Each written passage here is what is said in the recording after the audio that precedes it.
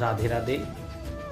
सर्वप्रथम गुरु को प्रणाम करते हुए गुरुर्ब्रह्मा गुरुर्विष्णु गुरुर्देव महेश्वरा गुरुर् साक्षात् परब्रह्म तस्मै श्री गुरुवे नमः।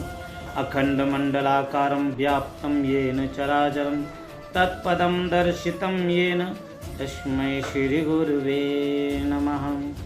आज का मेरा बहुत छोटा सा विषय था और मेरा बहुत छोटा सा विषय यह था कि व्यक्ति को जीवन के लक्ष्य को पाने के लिए और ईश्वर को पाने के लिए सबसे पहला ऐसा क्या कार्य करना चाहिए जिससे कि ईश्वर की प्राप्ति बहुत ही आसानी से हो जाए। तो मैं आपको बताना चाहूँगा जीवन के लक्ष्य के लिए चैतन्य महाप्रभु जी ने क्या बताया। ईश्वर को पाने के लिए और जीवन के लक्ष्य को पाने के लिए सिर्फ यही एक मार्ग है जिससे कि आप आसानी से ईश्वर तक पहुंच सकते हैं, अपने प्रारब्ध को जीत सकते हैं और अपने लक्ष्य तक आसानी से पहुंच सकते हैं।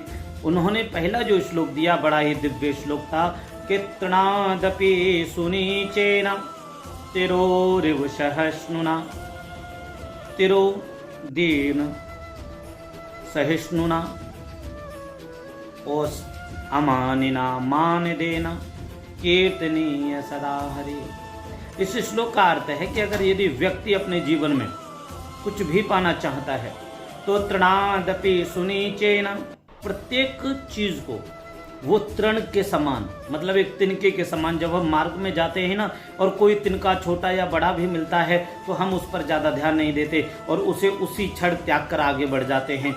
उसी तरह से आपको अपने जीवन की प्रत्येक समस्या को तिनका के समान समझकर अपने जीवन में या आपके जीवन में आने वाले विघ्न या विकार या वासनाएं उनको तिनके के समान जानकर उसी क्षण उसका त्याग करके आगे बढ़ना ही आपके जीवन का लक्ष्य है।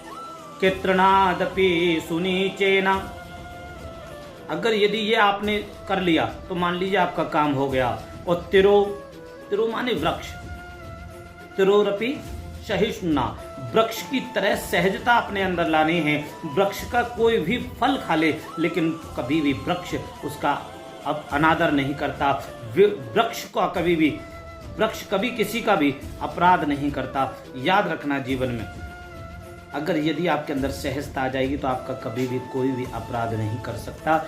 दूसरी बात, अमानिना मान देना, अर्थात कभी भी अभिमान मत लाना, अहंकार रहित रहना है।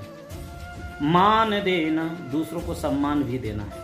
अहंकार का त्याग करके अगर यदि आप दूसरों को सम्मान देंगे तो मान लीजिए कि आपको दिव्य लक्ष्य की प्राप्ति होगी और ईश्वर की भी प्राप्ति होगी। अब ईश्वर को और लक्ष्य को पाने के लिए अंत में कह दिया कि कीर्तनीय सदा हरि। अगर यदि आप लक्ष्य को पाना चाहते हैं, ईश्वर को पाना चाहते हैं तो उसका हर क्षण मनन और चिंतन करना ही आपके लिए सबसे ज़्यादा श्रेयस्कर रहेगा। इसी के साथ अगर यदि आप और भी बहुत सारे अच्छे अच्छे श्लोकों को श्रवण करना चाहते हैं, उनके भावों को श्रवण करना चाहते हैं तो आप चैनल को सब्सक्राइब करिएगा, शेयर कीजिएगा और लाइक कीजिएगा। राधे राधे।